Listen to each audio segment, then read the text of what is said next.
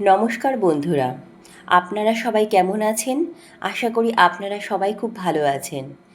আজকের এই রিডিংটি কিন্তু একেবারেই সাধারণ কোনো রিডিং নয়, কারণ আজকের কার্ডগুলোতে এমন একটা এনার্জি উঠে এসেছে যেখানে মনে হচ্ছে আপনার জীবনের আড়ালে দুজন মানুষের মধ্যে আপনাকে নিয়ে কোনো আলোচনা, প্রতিযোগিতা কিংবা এক ধরনের টানাপোড়েন চলছে। আর সবচেয়ে আশ্চর্যের বিষয় কি জানেন? আপনি হয়তো বাইরে থেকে একেবারে স্বাভাবিকভাবে নিজের জীবন কাটাচ্ছেন, অথচ আপনার অজান্তে কেউ আপনাকে পর্যবেক্ষণ করছে, কেউ আপনার ব্যাপারে জানতে চাইছে। আর দুজনের মধ্যে যেন আপনার গুরুত্বকে কেন্দ্র করে একটা অদৃশ্য প্রতিযোগিতা তৈরি হয়েছে। কেউ হয়তো ভাবছে ও শেষ পর্যন্ত কাকে বেছে নেবে, আবার কেউ হয়তো নিজের মনে একটা চ্যালেঞ্জ নিয়েছে, আমি ওর কাছে নিজেকে প্রমাণ করেই ছাড়ব। কিন্তু এখানে একটা বিষয় খুব গুরুত্বপূর্ণ, একজনের মধ্যে রয়েছে অভিমান, কষ্ট, ইনসিকিউরিটি এবং হারানোর ভয়, আর অন্যজনের মধ্যে রয়েছে আত্মবিশ্বাস, জেদ এবং আপনাকে নিজের দিকে টেনে নেওয়ার প্রবল ইচ্ছা। এখন প্রশ্ন হচ্ছে, এই দুজন কারা? তারা কি আপনার অতীতের মানুষ এবং বর্তমানের কেউ, নাকি দুজনেরই আপনার প্রতি আলাদা ধরনের ফিলিংস রয়েছে? আর সত্যিই কি আপনাকে নিয়ে কোনো শর্ত বা চ্যালেঞ্জ হয়েছে? আজকের 5টি কার্ড সেই বিষয়টাই ধীরে ধীরে প্রকাশ করবে। আমি এখন কার্ডগুলো সাজিয়ে নিলাম। আপনারা ভিডিওটি একদম কিন্তু স্কিপ করবেন না, কারণ শেষের দিকে আমি বলবো এই দুজনের মধ্যে আসলে কে বেশি জেনুইন, কে শুধু ইগো থেকে এগিয়ে আসছে, এবং শেষ পর্যন্ত কার এনার্জি আপনার জীবনে বেশি শক্তিশালী হতে পারে। আর যদি প্রথম থেকেই আপনার মনে হয় এই কথাগুলো যেন আমার পরিস্থিতির সঙ্গে মিলে যাচ্ছে, তাহলে কমেন্টে শুধু লিখবেন, I am ready for the truth. চলুন তাহলে শুরু করি আজকের বিশেষ ইউনিভার্স মেসেজ। প্রথমেই এসেছে 5 অফ পেন্টাকেলস। এই কার্ডটা খুব গভীর একটা এনার্জি দেখায়। এখানে আমি প্রথম যে বিষয়টা অনুভব করছি সেটা হলো, কেউ একজন নিজেকে আপনার জীবন থেকে বাইরে মনে করছে। হতে পারে সেই ব্যক্তি আপনার সঙ্গে বর্তমানে যোগাযোগে নেই, হতে পারে আপনি তাকে দূরে সরিয়ে দিয়েছেন, আবার এমনও হতে পারে যে আপনারা কথা বললেও আগের মতো কানেকশন নেই, কিন্তু তার ভেতরে একটা ফিলিংস আছে, আমি কি ওর কাছে আর গুরুত্বপূর্ণ নই? এই মানুষটি বাইরে থেকে হয়তো অনেক কিছুই দেখায় না, কিন্তু ভেতরে ভেতরে সে আপনার ব্যাপারে যথেষ্ট সেন্সিটিভ। আপনি কার সঙ্গে কথা বলছেন, আপনি কার সঙ্গে সময় কাটাচ্ছেন, আপনার জীবনে নতুন কেউ এসেছে কিনা, আপনি তাকে ভুলে গেছেন কিনা, এসব নিয়ে তার মনে প্রশ্ন রয়েছে। আর এখানেই প্রথম ক্লু পাওয়া যাচ্ছে, আপনাকে নিয়ে যে বিষয়টি চলছে সেটার পিছনে একজনের ইনসিকিউরিটি খুব বড় ভূমিকা পালন করছে। সে হয়তো আপনাকে হারানোর ভয় পাচ্ছে, আর কখনো কখনো মানুষ যখন কাউকে হারানোর ভয় পায় তখন সরাসরি নিজের ফিলিংস প্রকাশ না করে অন্যভাবে পরিস্থিতি বোঝার চেষ্টা করে।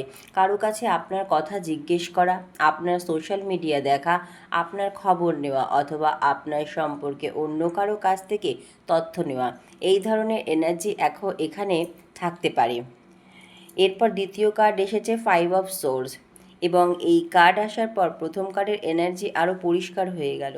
5 অফ সোর্স হচ্ছে competition, ego, conflict, mind game এবং আমি জিতবো, এই ধরনের এনার্জি। তাই শর্ত বা চ্যালেঞ্জের এনার্জি রয়েছে, সেটার সঙ্গে এই কার্ডের সিম্বলও বেশ ভালোভাবে মিলে যাচ্ছে। এখানে মনে হচ্ছে দুজন মানুষের মধ্যে সরাসরি বা পরোক্ষভাবে একটা প্রতিযোগিতামূলক এনার্জি তৈরি হয়েছে। কেউ হয়তো ভাবছে, দেখি ওকে কে নিজের দিকে টানতে পারে, আবার কেউ হয়তো আপনার অ্যাকশন পাওয়াকে নিজের জয় হিসাবে দেখছে। কিন্তু একটা সতর্কতার কথাও এই কার্ড বলছে, সব প্রতিযোগিতা ভালোবাসা থেকে হয় না। কখনো কখনো মানুষ কাউকে পেতে চায় কারণ সে সত্যিই ভালোবাসে, আবার কখনো মানুষ কাউকে পেতে চায় শুধুমাত্র নিজের ইগো স্যাটিসফাই করার জন্য। এই পার্থক্যটা আপনাকে বুঝতে হবে, কারণ আজকের রিডিংয়ের সবচেয়ে গুরুত্বপূর্ণ প্রশ্ন কিন্তু এটা নয় যে কে আপনাকে চায়, প্রশ্ন হচ্ছে কে সত্যিই আপনাকে মূল্য দেয়। এই দুইয়ের মধ্যে অনেক পার্থক্য আছে। তৃতীয় কার্ড এসেছে কিং অফ ওয়ান্ডস। এখানে একজন পুরুষের এনার্জি অত্যন্ত শক্তিশালীভাবে সামনে আসছে। এই ব্যক্তি কনফিডেন্ট, নিজের পার্সোনালিটি সম্পর্কে তার যথেষ্ট ধারণা রয়েছে। সে সহজে পিছিয়ে যাওয়ার মানুষ নয়।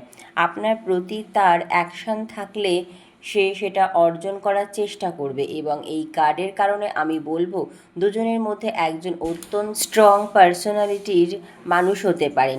তিনি হয়তো নিজের কেরিয়ার, স্টেটাস কিংবা পার্সোনালিটি নিয়ে যথেষ্ট কনফিডেন্ট। কখনো কখনো এই মানুষটির মধ্যে একটু ডমিনেন্সের এনার্জিও থাকতে পারে। সে চাইতে পারে পরিস্থিতি তার নিয়ন্ত্রণে থাকুক।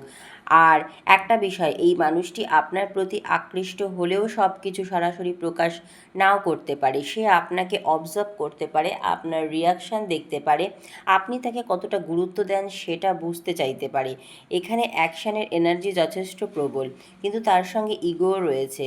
তাই তার ক্ষেত্রে একটা প্রশ্ন থেকে যায়, সে কি আপনাকে সত্যিই ভালোবাসে নাকি আপনাকে জয় করতে চায়?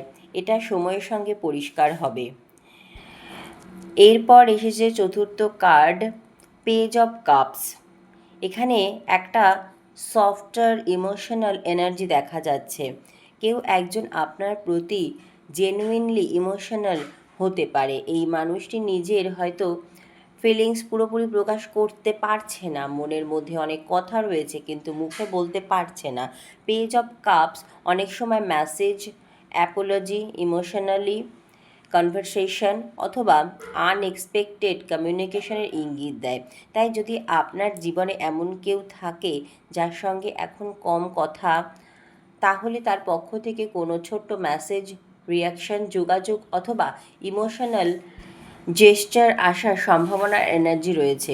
এটা খুব বড় কোনো ডিক্লারেশন নাও হতে পারে। হয়তো এটা কোনো সাধারণ কেমন আছো, হয়তো কোনো পুরনো বিষয় নিয়ে কথা শুরু করা, হয়তো আপনার কোনো পোস্টের রিয়াকশান, কিন্তু তার আড়ালে ইমোশন থাকতে পারে। আর এখানে একটা ইন্টারেস্টিং বিষয় রয়েছে, কিং অফ ওয়ান্ডস এবং পেজ অফ কাপস দুটি এনার্জি একসাথে দেখা যাচ্ছে। একজন আপনাকে নিজের দিকে টানতে চাইছে শক্তি ও কনফিডেন্স দিয়ে, আর অন্যজন ইমোশনাল কানেকশন দিয়ে। অর্থাৎ দুজনের অ্যাপ্রোচ একেবারেই আলাদা। এবার এসেছে শেষ কার্ড, দি হ্যাংম্যান। এই কার্ড পুরো রিডিংটাকে অন্য একটা ডেফিনেশন দিচ্ছে, কারণ দি হ্যাংম্যান বলছে সব কিছু এখনই প্রকাশ পাবে না।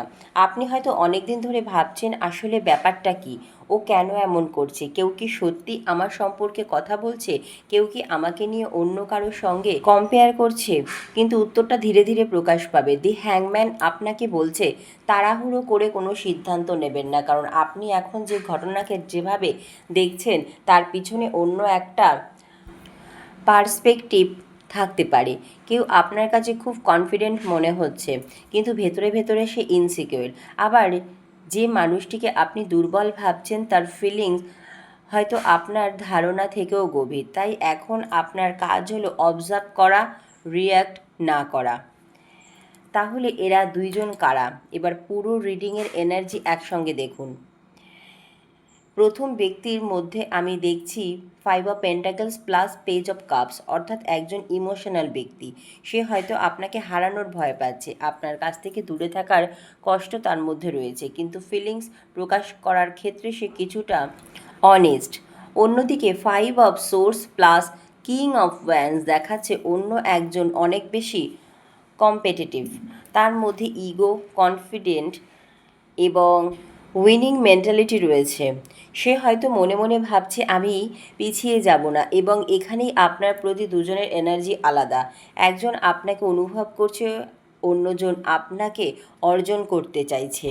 এখানে কিন্তু একটা গুরুত্বপূর্ণ কথা বলবো, ট্যারো রিডিং কোনো সরাসরি বাস্তব শর্ত বা বাজি হয়েছে এটা নিশ্চিতভাবে বলা যায় না, কিন্তু 5 of swords plus king of wands এমন একটা কম্পিটিটিভ এনার্জি অবশ্যই দেখায়, যেখানে কেউ কাউকে হারানোর বা নিজের পজিশন প্রমাণ করার চেষ্টা করতে পারে। অর্থাৎ আমি দেখিয়ে দেব, আমি ওর কাছে বেশি গুরুত্বপূর্ণ, শেষ পর্যন্ত ও আমার কাছেই আসবে, এই ধরনের মেন্টালিটি থাকতে পারে। আপনি হয়তো কিছুই বুঝতে পারছেন না, কারণ দি হ্যাংম্যান বলছে পুরো বিষয়টা আপনার সামনে এখনও ঝুলে আছে, পরিষ্কার নয়। এখন সবচেয়ে গুরুত্বপূর্ণ অংশ, ইউনিভার্স আপনাকে বলছে আপনি কারো ইগোর ট্রফি হবেন না। কেউ আপনাকে পেতে চাইছে, এটা শুনে ভালো লাগতে পারে। কেউ আপনার অ্যাকশনের জন্য কম্পিটিশন করছে, এটাও ফ্ল্যাটিং হতে পারে। কিন্তু আপনি নিজেকে প্রশ্ন করবেন, কে আমাকে সম্মান করে, কে আমার অনুভূতিকে গুরুত্ব দেয়, কে আমার জীবনে শান্তি নিয়ে আসে। কারণ ভালোবাসা কখনো শুধুমাত্র কম্পিটিশন নয়, ভালোবাসার মধ্যে রেসপেক্ট থাকে, আন্ডারস্ট্যান্ডিং থাকে, কনসিস্টেন্সি থাকে। আর সবচেয়ে বড় কথা, আপনাকে পাওয়ার ইচ্ছার সঙ্গে আপনাকে ধরে রাখার দায়িত্বও থাকতে হয়।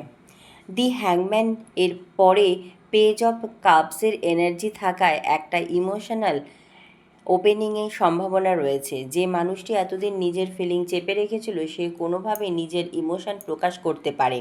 হয়তো সরাসরি আমি তোমাকে ভালোবাসি বলবে না, কিন্তু তার আচরণে আপনি বুঝতে পারবেন এই মানুষটির ভেতরে এখনও কিছু আছে। অন্যদিকে কিং অফ ওয়ান্ডস এর মানুষটি পিছিয়ে যাওয়ার মতো নয়। তাই সামনে আপনার জীবনে একটা চুজ পয়েন্ট তৈরি হতে পারে। আপনাকে সিদ্ধান্ত নিতে হতে পারে, কে শুধু আপনাকে পেতে চাইছে আর কে সত্যিই আপনাকে বুঝতে চাইছে। বন্ধুরা, আজকের রিডিংয়ের সবচেয়ে বড় মেসেজ হলো, আপনি হয়তো ভাবছেন আপনার জীবন একেবারে শান্ত, কিন্তু আপনার অজান্তে আপনার ভ্যালু অন্য কারো চোখে অনেক বেশি। কেউ আপনার অনুপস্থিতি অনুভব করছে, কেউ আপনার অ্যাকশন চাইছে, কেউ হয়তো নিজের ইগো নিয়ে লড়ছে, আর কেউ চুপচাপ নিজের ফিলিং লুকিয়ে রাখছে। কিন্তু ইউনিভার্স আপনাকে বলছে, কাউকে জিততে দেওয়ার জন্য নিজের হৃদয়কে ব্যবহার করবেন না। আপনি কারো কম্পিটিশন নন, আপনি কারো ট্রফি নন। আপনার জীবনে যে মানুষটি আসবে, তাকে আপনার জন্য লড়াই করার পাশাপাশি আপনাকে সম্মানও করতে জানতে হবে। আর মনে রাখবেন, যে সত্যি আপনার, তাকে আপনাকে জিততে হবে না, সে নিজেই আপনাকে বেছে নেবে। যদি আজকের রিডিং আপনার সিচুয়েশনের সঙ্গে মিলে যায়, তাহলে কমেন্টে লিখুন, আমি সত্যটা দেখার জন্য প্রস্তুত। ভিডিওটি ভালো লাগলে অবশ্যই লাইক, শেয়ার এবং সাবস্ক্রাইব করবেন। আপনার জীবনে কী ঘটছে সেই অভিজ্ঞতা চাইলে কমেন্টে লিখতে পারেন। আর মনে রাখবেন, সব কিছু যা চোখে দেখা যায় সেটাই পুরো সত্য নয়। কখনো কখনো নীরবতার আড়ালেই সবচেয়ে বড় গল্পটা লেখা থাকে। আমি আবারও ফিরে আসব নতুন কোনো ইউনিভার্স মেসেজ নিয়ে। ততদিন পর্যন্ত নিজের যত্ন নিন, নিজের এনার্জি প্রোটেক্ট করুন এবং নিজের ইনটিউশনকে সম্মান করুন। ধন্যবাদ মহাবিশ্ব।